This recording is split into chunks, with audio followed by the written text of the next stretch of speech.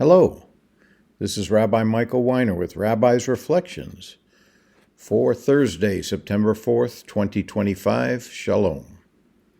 Psalm 35, verses 11 and 12, Part 7. Violent witnesses rise up. They question me about things I know nothing about. They repay me evil for good. My soul is forlorn.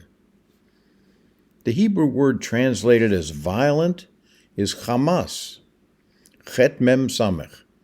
Yes, this is the same sounding word as the paramilitary political rulers, prayerfully not for long, of Gaza.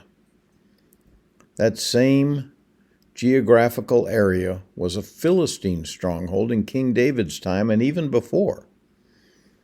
It is that same anti-Hebrew principality that is causing mayhem in the Middle East today.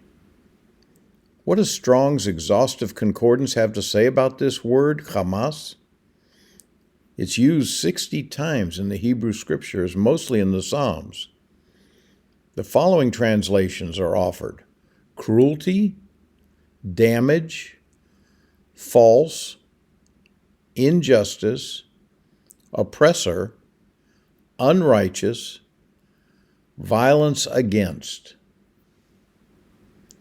Please pray that these, quote, witnesses of injustice, close quote, will be defeated, and that the hostages, both living and deceased, will be released from captivity. In the Hebrew, there's a play on words between the last word of verse 11 and the first word of verse 12.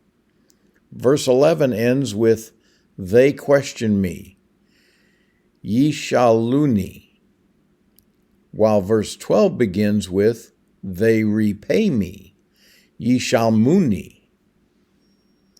There's one letter difference in these sound-alike words.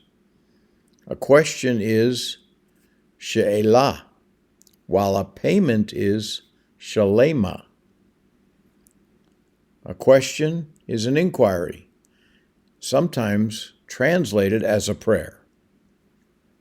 For instance, Psalm 122, verse 6, pray for the peace of Jerusalem. Sha'alu shalom Yerushalayim. Inquire for the peace of Jerusalem. May those who love you be at peace.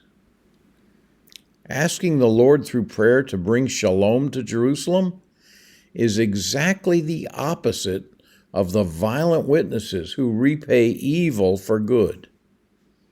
This idea of those who repay evil for good will appear in several other Psalms. Also, Jeremiah has had enough of it when he wrote in Jeremiah the 18th chapter, verse 20, "Will good be repaid for evil? For they dug a pit for my soul. Remember how I stood before you to speak good on their behalf, to turn your wrath from them."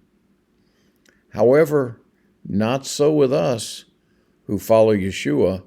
Matthew 5, verse 44 and 45a, "But I tell you, love your enemies and pray for those who persecute you, so that you may be children of your Father in heaven." The psalmist is going to go into much detail about this terrible situation before finally calling upon the Lord in verse 22 to speak deliverance and be close. But it may be a few days before we get there. Shalom, shalom.